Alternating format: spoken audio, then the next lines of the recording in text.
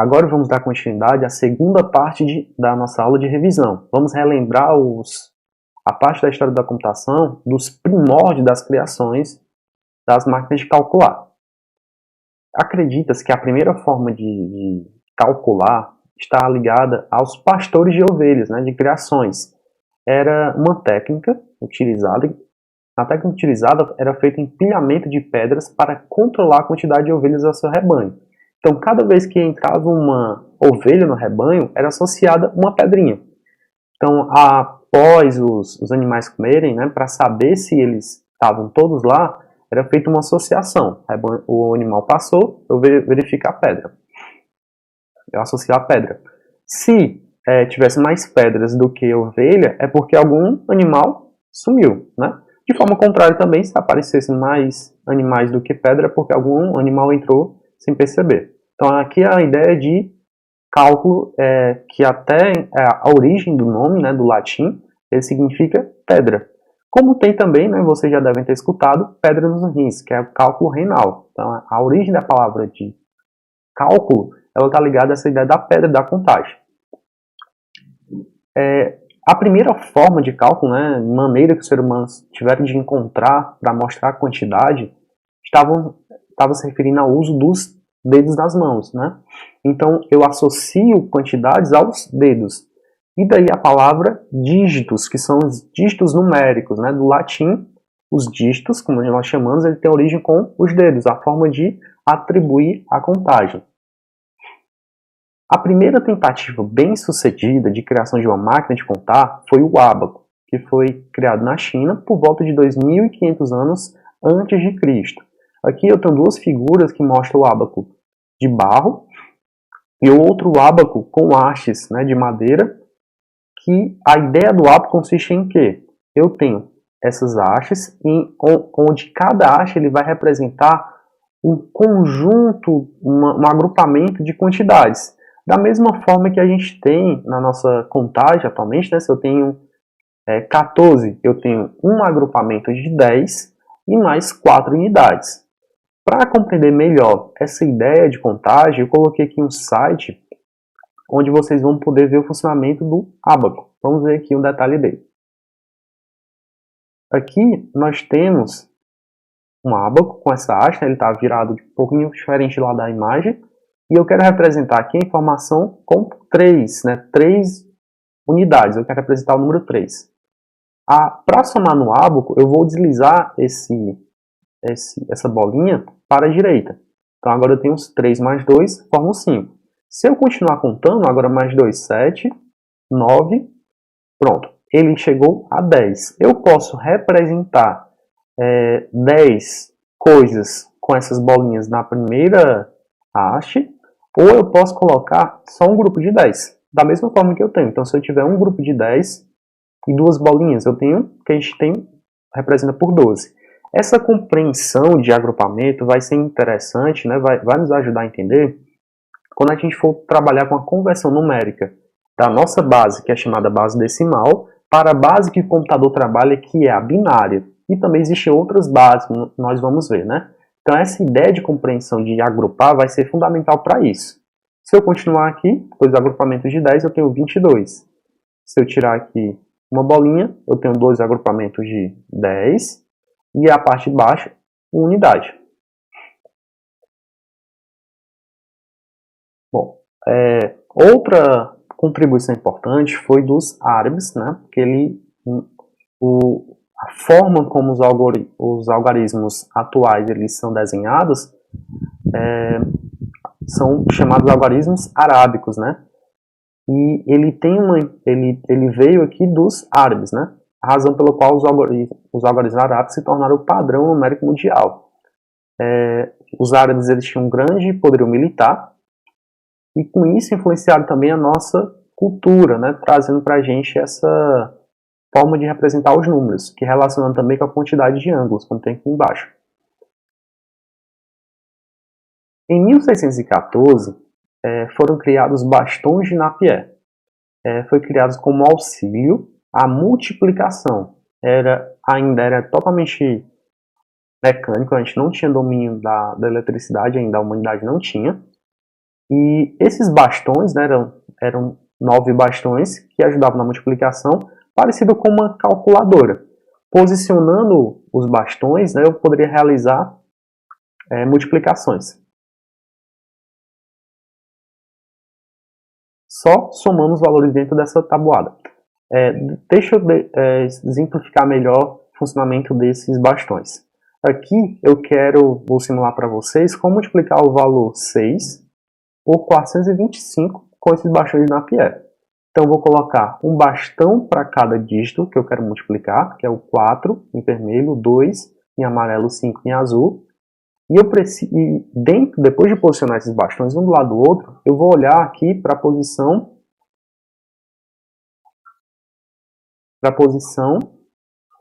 6. Então, eu destaquei aqui a posição 6. Nós podemos ver esse 2 e o 4, né? O 1 e o 2, o 3 e o 0. Depois eu vou somar os valores na diagonal, como tem aqui na última imagem. Então, 6 vezes 425 vai ser o quê? 2, como não tem nada, vai ser 0. 4 mais 1 vai dar 5. 2 mais 3 vai dar 5. E tem o 0. Então, esse resultado aqui vai dar feito, né, dessa multiplicação, que demoraria para ser feito, demoraria um pouco mais se a gente fosse fazer do modo tradicional, ele permite só realizando somas. Em 1633, foi pensado, né, em representar os logaritmos de Napier em círculo de proporção. Esse círculo de proporção deu origem à chamada régua de cálculo, onde nessa régua, esses logaritmos, como a gente tem representado aqui embaixo, eles são representados por traços. E sua divisão e produto é obtido pela adição e subtração apenas dos comprimentos. Então, por meio dessa régua de cálculo, eu consigo agora realizar multiplicação e divisão apenas deslizando uma régua com escala logaritmo sobre a outra. Aqui eu tenho a imagem, né, de uma ideia de como ela funciona. Então, se eu deslizar essa parte que tem o transparente, né, eu consigo realizar a multiplicação ou divisão. Isso foi uma ideia do primeiro computador analógico, né? E percebam que esse computador ele é totalmente físico, não tem nada de eletricidade nele. Mas quando eu falo de analógico, já é interessante relacionar esse termo analógico com o que a gente tem também muito hoje, que é o digital. Né? Digital ou analógico, qual a diferença entre eles? De uma forma bem simples, se a gente for pensar no nosso dia a dia, vamos pegar aqui um exemplo real. O número de ovos que a galinha coloca seria o quê? Uma informação discreta. O digital ele está relacionado a essa informação discreta. Uma galinha não pode colocar meio ovo. Ela coloca só 1, 2, 3. É uma quantidade discreta, uma quantidade que não é quebrada ali como tem é fracionado, né? Por outro lado, a quantidade de leite, embora a gente fale que é 1 litro, ele pode ser 1 litro e 100 mililitros e 110 mililitros, né? Então ele tem uma quantidade contínua, permite ter uma variação de valores. Eu tenho aqui um desenho, né, de um sinal analógico, que ele está representado pela linha cinza, com a curva mais suave, tem vários valores, e tem uma representação desse mesmo sinal pelo modo digital, ele é discretizado. Os computadores que nós temos atualmente, eles são digitais, eles vão ter circuitos que realizam a conversão do que existe lá no mundo lá fora, que é analógico, para o digital. Embora o mundo seja analógico, os computadores realizam essa conversão para o digital. Eu tenho aqui uma sugestão de vídeo bem interessante que fala a diferença entre o sinal analógico e digital, do canal Nerdologia. Depois eu peço que vocês assistam, que é um vídeo curtinho, bem interessante, que vai tratar sobre a diferença entre sinal analógico e digital, né? Que nós temos bem comum no dia a dia. Né? Nossa TV hoje ela passou por um processo de transformação. Nosso sinal agora está como sinal digital. É importante para a gente entender também. Em seguida, né, em 1642, Pascal criou o primeiro instrumento moderno de calcular, que é essa máquina que está representada na imagem aqui do lado. É uma somadora. Essa máquina ela é composta por 6 rodas dentadas. Aqui eu já tenho dentro dela engrenagens, cada um contendo algarismos de 0 a 9. Dentro dessa roda eu tenho como fosse um telefone bem antigo, eu tenho uma representação, eu tenho um número de 0 a 9 para representar o meu dígito. E permitia somar até 3 parcelas de cada vez, desde que o total não ultrapassasse 999.999. A multiplicação era feita a partir de somas. Então, se eu quisesse realizar 26 vezes 16, era somada 16 vezes o número 26. Era só a máquina de somar. Em 1802, Jacquard desenvolveu os cartões perfurados para entrada de dados. Por meio disso, ele conseguiu automatizar os TAs, permitindo programar a máquina. O TA ele é uma máquina que permite fabricar tecido, como tem aqui em cima, no slide. Então, uma ideia interessante desses cartões perfurados que foi a primeira tentativa já de programar as máquinas, né? Até então, a gente tinha que rodar a engrenagem para poder obter algum cálculo. Com essa ideia do cartão perfurado, tem uma semelhança com o que a gente tem hoje na programação, que é criar instruções para a máquina realizar sozinha uma determinada tarefa. Então, uma contribuição bem interessante nessa área. Em 1822, Charles Babbage, um matemático, ele inventa a máquina diferencial utilizando os cartões de Jacquard, que foi criado anteriormente, né? Dentro dessa máquina, ele permitia criar funções trigonométricas e logaritmas. Aqui é um exemplo dessa máquina.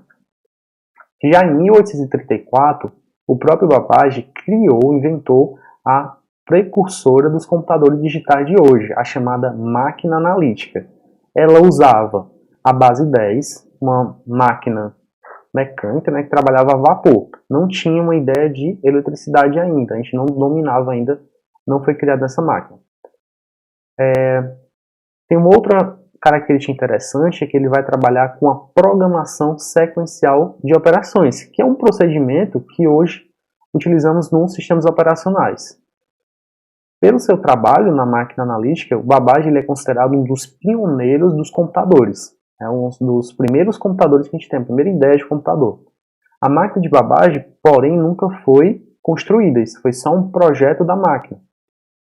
Aqui é um exemplo dela no museu. Ela só foi construída depois da sua morte. A máquina analítica de Babbage, ela anteviu os passos que até hoje são a base do funcionamento de um computador, possuindo 4 componentes, e esses 4 componentes vão ser a base dos computadores modernos, que consistem em unidade de entrada, unidade de saída, a parte da memória, que é importante armazenar, e a unidade de computação. Na entrada, essa máquina analítica, era feita a alimentação de dados através dos cartões perfurados, e da mesma forma na saída, onde era impresso nesses cartões perfurados, em outros cartões. A parte da memória, ela conseguia guardar até 1000 palavras de 50 dígitos decimais, capaz de armazenar variáveis e resultados. Essas são as informações lá numéricas que eram guardadas dentro da parte da unidade de memória. E a parte de computação, ela aceitava operandos de memória, operações, que era soma, subtração, multiplicação e divisão, somando 2 desses números em uns e enviava o resultado para a memória. Então é uma ideia, como a gente vai ver mais à frente na disciplina, esses 4 componentes, já pensados já em 1834, no projeto dele, é uma mesma ideia da criação dos computadores atuais. Uma outra figura importante, notável, que ajudou no projeto também na máquina, foi a Ada, considerada a primeira programadora. A máquina analítica era programável em linguagem de montagem simples, Já veio uma ideia de software. A Ada matemática, ela compreendeu o funcionamento da máquina analítica e escreveu os melhores relatos sobre o processo. Ela ajudou também no processo da construção, considerada como a primeira programadora. Companheira de Babbage, iniciou um ambicioso projeto de construção da máquina. Ela criou programas para a máquina, foi considerada como a primeira programadora do computador, e é uma das poucas mulheres a figurar na história do processamento de dados. Como eu disse anteriormente, a máquina de Babbage ela não foi construída, porque a tecnologia da época era incapaz de fornecer a precisão necessária. Babbage não dispunha de recursos para financiá-la, nem encontrou investidores para dispor aí além de algumas doações. Seus projetos e ideias foram a base para outros projetos dos anos seguintes, né? Então ele fez um projeto dessa máquina que só em 1991 o Museu Science Museum de Londres desenvolveu o engenho diferencial utilizando os planos de Babbage e funcionou perfeitamente. Então foi um projeto que só em 1991 foi permitido ser criado. Em 1854, George Boole ele fez uma contribuição muito importante, que foi a criação da álgebra booleana, que ela é fundamental para o desenvolvimento da computação moderna. Ele estabeleceu, né, de uma forma de armazenamento e de processamento de dados utilizando relações binárias. Então, os computadores modernos eles são baseados nessa lógica booleana, né, que a gente tem a representação das chamadas portas lógicas, que a gente vai ver em detalhes depois. Em 1890, Hermann Ulrich ele combinou os cartões de AK mais o conceito de impulsos elétricos para transmissão de dados. Foi feita a conversão de dados em impulsos elétricos magnéticos nos cartões perfurados. Com isso, ele construiu um tabulador que utiliza os cartões e torna mais rápido o processamento de estatística. Era uma forma rápida de conseguir os dados da população, como a gente consegue fazer o censo através do IBGE, né? Ele já pensou, utilizando os cartões, uma forma de otimizar isso. Esse sistema criado pelo Hermann Ulrich, né? Sistema foi reconhecido no censo americano em 1890. Ele eliminou o trabalho braçal de tabular os milhões de dados coletados, que eram feitos em fichas, né? Os resultados ficaram prontos em um tempo muito menor do que normalmente levaria, gerando uma enorme economia. Então, para ter ideia, foi reduzido de 8 para 3 anos o censo por meio dessa máquina criada por ele. Em 1896, Ulrich fundou a Tablet Machine Company para explorar suas invenções. Essa empresa acaba sendo bem sucedida e depois de seu computador mecânico vencer uma concorrência do governo americano em 1924, ela se torna a International Business Machine Corporation, que é conhecida hoje como a IBM.